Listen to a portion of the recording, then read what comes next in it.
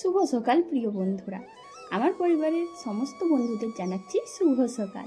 তো আমি মুনমুন, গ্রামের একটি গৃহবধূ, তোমাদের সামনে আবারও একটি নতুন ব্লগ নিয়ে চলে এসেছে। আর আমার চ্যানেলের নাম তো তোমরা সবাই জানো, যে ব্লগার মুনমুন। তো যারা যারা এই ভিডিওটা দেখছো, আশা করছি তোমাদের ভালো লাগবে, তাই পুরো ভিডিওটা দেখার জন্য অনুরোধ রইল। যারা যারা এখনও আমার চ্যানেলটা সাবস্ক্রাইব করোনি, প্লিজ একটু সাবস্ক্রাইব করে পাশে থেকো। আর দেখো, সকাল থেকে ব্লগটা শুরু করে দিয়েছি। তো তোমরা সবাই কেমন আছো? আশা করছি ভালো আছো। আমিও খুব ভালো আছি। ভিডিও শুরু করার আগেই বড়দের জানাই প্রণাম, ছোটদের জন্য রইল অনেক ভালোবাসা। আর আজকে একেবারে বিছানা দিয়েই ব্লগটা শুরু করলাম। তো তোমরা তো দেখতেই পেলে যে প্রথমে পড়ার টেবিলটা তুললাম। তার মানে কি, বিছানায় কি আর পড়ার টেবিল নিয়ে শুয়েছিলাম? না গো, একদমই না। ওটা আমার ছেলে পড়াশোনা করেছে। আর ছেলেকে আজকে একটু ভোরবেলায় তুলেছিলাম, কাল রাত্রিতে একটুও পড়েনি। তো সেই জন্য একটু ভোরবেলায় উঠে আগে ওকে পড়িয়েছিলাম।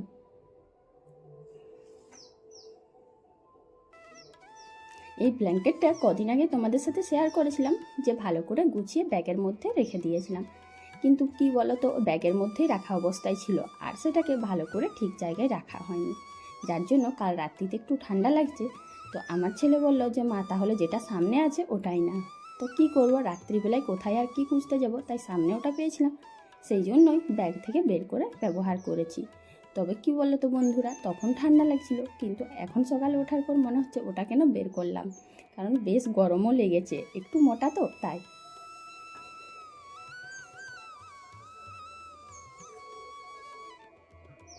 আমাদের মেয়েদের জীবনটা বড্ড অদ্ভুত। সত্যি বলতে কি, বাপের বাড়িতে আমরা যেভাবে থাকি, শ্বশুর বাড়িতে কেউই সেভাবে থাকতে চায় না। আর কি বলতো, ইচ্ছে থাকুক না থাকুক, মন চাক না চাক, আমাদেরকে এখানে থাকতেই হবে, এটাই আমাদের জীবন। এক একবার সংসারের চাপে পড়ে মনে হয় আর এখানে থাকবো না।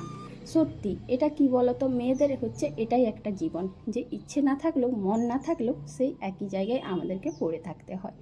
আর এটাই আমাদের জীবনের বাস্তব। এই যে দেখো, ঘুম থেকে উঠে যখন বিছানাটা করি ঠিকঠাকভাবে, তখন সব থেকে বড় সমস্যায় পড়তে হয় এইখানটায়। তোমাদের দাদা ভাইয়ের কত পরিশ্রমের পরে এই জিনিসগুলো করা হয়েছে। একটা আসবাবপত্র করা মানে আমাদের রকম ফ্যামিলিতে অনেক কষ্টের। তো তবু করা হয়েছিল এই পালঙ্কটা। কিন্তু যে বানিয়েছে সে এতটা ছোট বানিয়েছে যে দেখো, ওই মাপের গদিটা কিনেও চারিদিকে ঝুলে থাকে। আর এই ঝুলন্ত অবস্থায় থাকলে এটা তো তাড়াতাড়ি ছিঁড়বে। আর এমনিতেও বিছানাটা যখন আমি গুছিয়ে ঠিকঠাক করে রাখি, তখন কিন্তু চাদরটা ভাঁজ করতে গিয়ে অনেক সমস্যা হয়। তবু যাই হোক, টানাটানি করে ঠিকঠাকভাবে একটু করলাম। তো তবু কিছুটা বেড়ে রয়েছে। আর এটা যে চেঞ্জ করে অন্য নেব, সেটা এই মুহূর্তে সম্ভব না। তো যাই হোক, কালকে এই যে এইগুলো কেচেছিলাম, তো বালিশের কাভারগুলো একদমই পরানো হয়নি রাত্রিবেলায়। তাই এখন প্রথমেই ভাবছি যে ঘরটা আগে ভালো করে পরিষ্কার করে নিই, ঘরের কাজগুলো করে নিই। আর ঘরের কাজগুলো করে নিলে তখন বাইরের কাজগুলো তাড়াহুড়ো করে নেওয়া যাবে।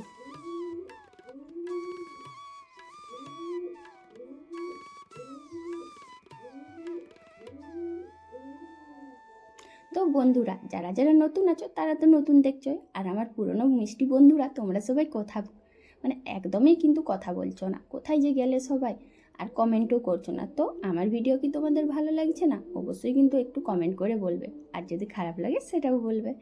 বেশ কয়েকদিন তোমাদের সাথে ভিডিও শেয়ার করতে পারিনি। আগের ভিডিওতে তোমাদেরকে বলেইছি যে কেন পারিনি।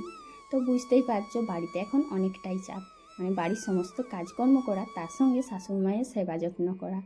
এমনিতে কি বলতো, একটা মানুষ কাজ করুক বা না করুক, কিন্তু সে যদি নিজে সুস্থ থাকে, সেটা অনেকটাই বেশি ভালো লাগে। তার সঙ্গে তার জন্য কিছু করতে হয় না। কিন্তু সংসারের কাজ, ছেলে দেখা, আরও যাবতীয় কাজের পরে যদি কাউকে সেবা যত্ন করতে হয়, তখন আরও কতটা চাপের হয়ে ওঠে তোমরা তো বুঝতেই পারছো। তাই আমি প্রত্যেক দিনের চেষ্টা করব তোমাদের সামনে ভিডিও আনতে। আর আমার মিষ্টি মিষ্টি বন্ধুরা মিষ্টি মিষ্টি একটা করে কমেন্ট করে যেও। এই যে জামা প্যান্টগুলো ছেলে একবার করে পরেছিল, তাই ভাবলাম এগুলো আর কাচবো না, ভালো করে পাট করে নিই। তো মোটামুটি ওগুলো করে নিয়েছিলাম। তারপরে দেখলাম 2 দিন আগে যে জামা কাপড়গুলো কেচেছিলাম, সেগুলো দেখছি চেয়ারেই জমা রয়েছে। তো অতটা কাজের চাপে খেয়াল হয়নি, আজকে দেখলাম। তো কি করব, আর প্রথমে যখন ভেবেই নিয়েছি যে ঘরের ভেতরটা আগে পরিষ্কার করব, কদিন ধরেই ভাবছিলাম যে কীরকম চারিদিকে ছড়াছড়ি রয়েছে। তাই এখন এই জামা কাপড়গুলো চেয়ার থেকে নিয়ে এসে ভালো করে ভাঁজ করে নিচ্ছি।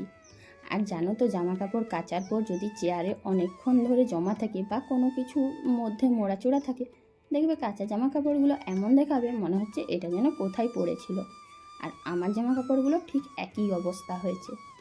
আর কি বলো তো বন্ধুরা, সত্যি বলতে সংসারের এত কাজ থাকে যে প্রত্যেকটা সময় যে এটার উপর এটা, ওটার পর এটা করব ভেবে করো না, এত কাজ হয়ে যায় যে তখন মাঝখানে দু একটা কাজ রয়েই যায়। যেমন এই যে জামা কাপড় গোছানোর কাজটা আমার ক্ষেত্রে বেশিরভাগ সময় না জমা হয়ে রয়ে যায়। তো যখনই তুলে আনি তখনই যে আমি গোছাবো এমনটা কিন্তু হয় না। তো শেষ পর্যন্ত সুযোগ চেয়ে করে আমি ওটা করে নিই। এই যে গামছাটা দেখলে কীরকম ছিঁড়েছে, এটা তাড়াহুড়ো করে যখন টেনে তুলছিলাম একটা বাঁশের ওপর দেয়া ছিল আর তখন ছিঁড়ে গিয়েছে।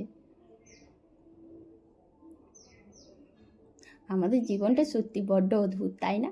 আমরা সকালবেলায় যখন ঘুম থেকে উঠি তখন আগে যখন বাপের বাড়িতে থাকতাম বা মা বাবার কাছে বলা যায় আর কি, বাপের বাড়ি মানে তো মা বাবার কাছে কত কিছু আদর আবদার করতাম আর ঘুম থেকে উঠতাম মহারানীর মতো। কিন্তু সংসার জীবন দেখো বড্ড অদ্ভুত, এখানে যেন একটার পর একটা কাজ রেডি করা রয়েছে।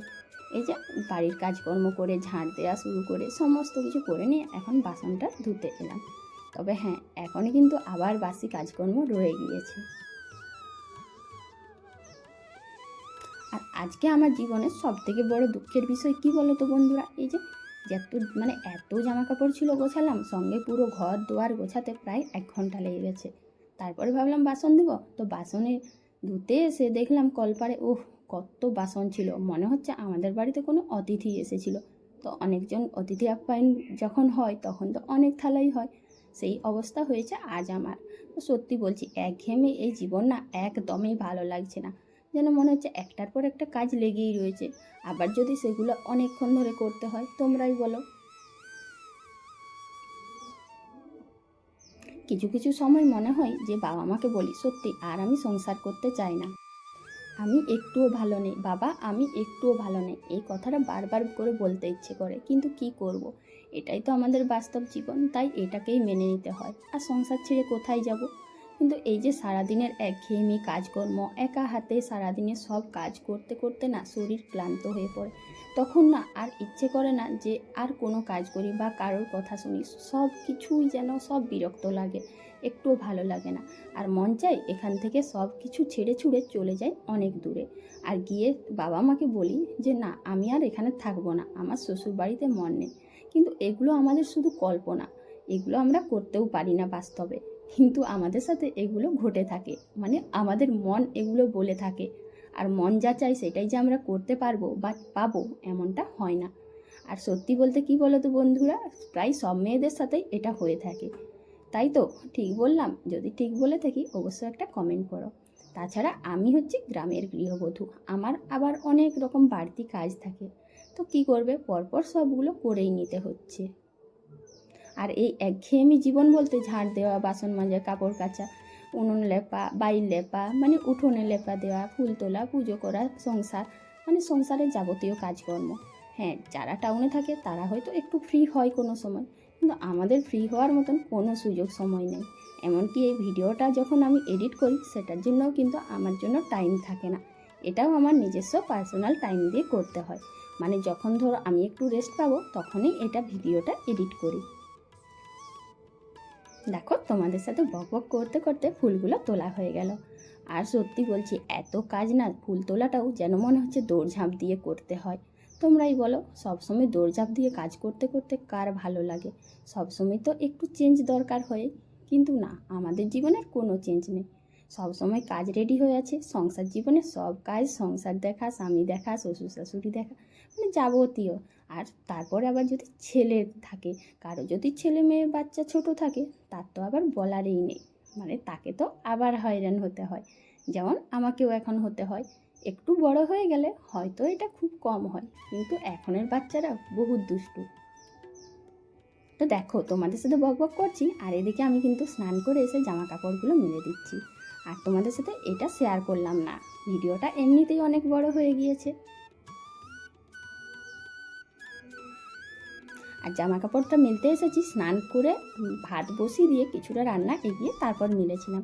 তো এখন খাওয়া দাওয়া করে চলে এসেছি একটু বাইরের দিকে। তো গেটের বাইরে বেরিয়ে দেখলাম একটা ছোট বাচ্চা কি কাজ করছে দেখো। মানে ওর মা বলেছে যে ওই পাতাগুলো তুলে আনতে, এগুলো থালা হয়।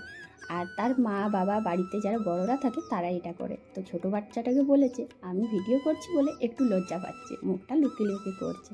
তো জানো তো আমাদের গ্রামে এরকম অনেক কারুকার্য আছে, অনেক কিছুই করে সবাই রুজি রোজগারের জন্য। তো দেখো বাচ্চারা কি সুন্দরভাবে পাতা গোটাচ্ছে। বর্তমানে থার্মোকল উঠে এগুলো কিন্তু খুব কমই ব্যবহার করা হয়, তবে কি থার্মোকলের ব্যবহার একেবারেই বন্ধ করে দেওয়া উচিত। হ্যাঁ, সরকার কিন্তু এটার বিরুদ্ধে পদক্ষেপ নিয়েছে। তো আমিও আশা করছি এটা করলে অনেক গ্রামবাসীদের, মানে আমার মতন অনেক গ্রামের বাসিন্দাদের অনেক সুবিধা হবে। তো বন্ধুরা, আজকের ব্লগটা তোমাদের কেমন লাগলো? যদি ভালো লেগে থাকে অবশ্যই কিন্তু এই গৃহবধূর পাশে থেকো, আর একটা লাইক কমেন্ট করে আমাকে উৎসাহ দিও।